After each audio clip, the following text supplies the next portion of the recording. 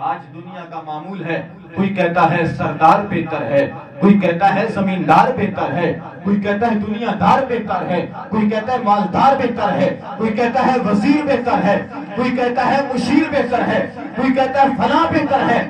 حضور نے فرمایا سنو، نہ ڈاکٹر بہتر ہے، نہ وکیل بہتر ہے، نہ صحت مند بہتر ہے، نہ علی بہتر ہے، کوئی بھی بہتر نہیں ہے، بہتر وہی ہے۔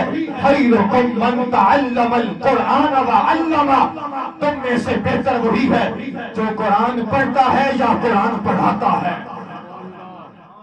یہ تو ہمارا ماحول ہے نا، ہم کہتے ہیں فلاں ڈاکٹر بن گیا بڑا بہتر رہ گیا، فلاں بڑا جاگیردار ہے بڑا بہتر ہے، فلاں بہت بڑا زمیندار ہے وہ بہتر ہے۔ حضور نے فرمایا بہتر وہی ہوتا ہے جس کی بہتری کی سند آمنہ کا لال دیتا ہے۔ بہتر کوئی بھی نہیں ہے، بہتر وہی ہے جو یا تو قرآن پڑھنے لگ جاتا ہے یا قرآن پڑھانے لگ جاتا ہے۔